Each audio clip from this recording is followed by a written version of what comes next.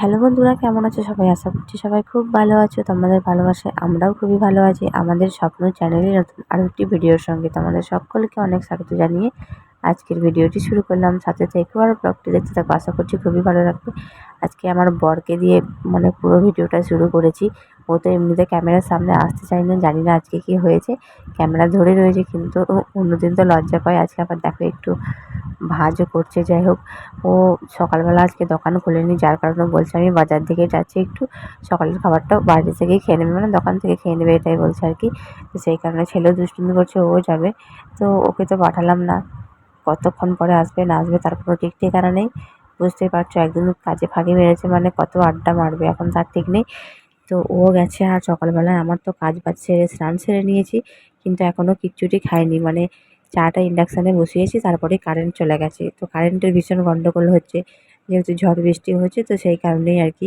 আর কালকে রাত্রে এত বৃষ্টি হয়েছে, তোমরা দেখেছো যেটা ভিডিওতে।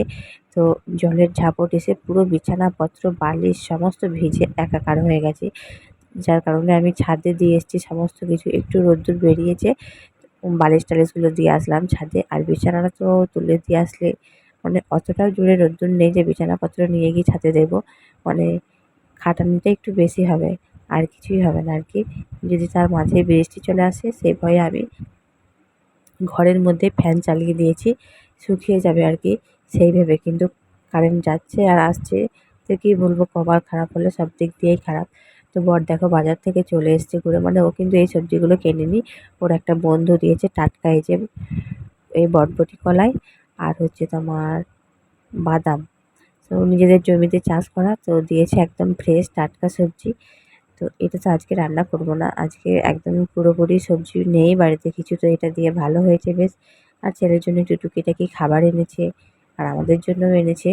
পরোটা 4টে এনেছে, তরকারি টরকারি এই সমস্ত কিছু ও খেয়ে এসছে, বাড়ির জন্যও নিয়ে এসছে। তো এই স্বভাব তোর বরাবরই আছে, ও যাই খাক না কেন বাড়ির জন্য নিয়ে আসবেই। আর ছেলের জন্য এখানে মিষ্টি নিয়ে আসছে। তো ওর সময় আর ছেলে এখন বাড়িতে নেই, একটু বাইরের দিকে গেছে। তো বুঝতে পারছো, যেহেতু কান্না করছিল সেজন্য মা একটু ঘুরতে নিয়ে গেলো পাশের বাড়ির দিকে, জেঠুমাদের বাড়িতে।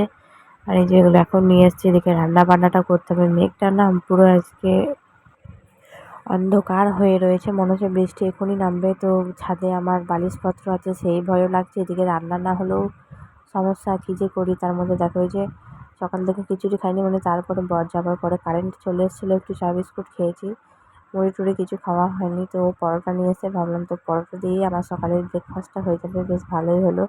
ওর চক্করে পড়ে আমাদেরও আর কি একটুখানি মুখের স্বাদ বদলালো। হ্যাঁ, অবশ্যই বাড়িতে পরোটা এসব খাওয়া হয়, কিন্তু দোকানের আর বাড়ির মধ্যে একটু টেস্ট আলাদা হয়েই থাকে। আর এটা পেটাই পরোটা বা ছেঁড়া পরোটা, যে যা বলে আর কি। তো টেস্ট কিন্তু ভীষণ সুন্দর ছিল। আর আমাদের বাড়ির থেকে একটুখানি দূরে গিয়েই আর কি, বেশিক্ষণ নয়, তোমার ওই 20 মিনিট লাগবে হয়তো এরকম। তো এই যে নিয়ে এসছে, আমি খাবো, বাবার মায়ের সবারই খাওয়া হয়ে যাবে। বাবা মা মুড়ি খেয়ে নিয়েছে সকালের খাবার, ওরা তো জানতো না পরোটা নিয়ে আসবে। তো খেয়ে নিয়েছে, তো কোনো অসুবিধা নেই, টেস্টও করতেই পারে, তাই না? তো আমি একটুখানি খেয়েছি, ছেলে খায়নি, মাকে বাবাকে দিয়ে দিয়েছিলাম। তো একটুখানি খেয়ে দেখেছি বাইরের খাবার টেস্ট করতেও তো ইচ্ছে করে, তাই না? এমনিতে তো বাইরে গিয়ে কোথাও কিছু খায়ও না, আর কোথাও বেশি যায়ও না, বাড়িতে যা নিয়ে আসে সেইটুকুনি আর কি। তো দেখো এই যে আমি নিয়ে নিয়েছি একটু তরকারি আর পরোটা, এটাই এখন সকালের আমার ব্রেকফাস্ট। ভালোই হলো, মুড়িটা ভাগ্যিস খেয়ে নিলে, আমি আর এটা খেতে পারতাম না, তো খাবারটা মিস করে যেতাম। তো তো খাবারটা খেয়ে ভীষণই টেস্ট, বাড়ির খাবার আর এই দোকানের পরোটা আর এই ঘুগনিটা দারুণ, পুরো মনে হচ্ছে বাড়িতেই বানানো। তবে এরকম পরোটা আমি বানাতে পারবো না মনে হয় যেন। যাই হোক, তোমাদের সঙ্গে বকবক করতে করতে আমার রান্না বান্না হয়ে গেছে, আজকে বেশি কিছু শেয়ার করতে পারলাম না। আর সত্যি কথা বলতে প্রতিটা দিন কিন্তু এনার্জি থাকেও না, আর আজকে আবার ওয়েদার দেখে আরও বেশি করে এনার্জি আসছে না। তো যাই হোক, আজকে রান্না বান্না সিম্পল একদম, আলু পোস্ত, পাতলা করে মুসুরির ডাল আর চিকেন কষা। মাংসটা থাকবেই যতই তুমি সিম্পল যাই করো না কেন। তো এই হচ্ছে ব্যাপার। এদিকে আমার রান্না বান্না সমস্ত কাজ মিটে গেছে আর কি, এবার সবার খাওয়া দাওয়া করবে। আর কয়েকটা থালা বাসন থাকবে, সেগুলো ধোয়া মাজা করেই একটুখানি রেস্ট পাবো দুপুরবেলা। তো এই হচ্ছে ব্যাপার।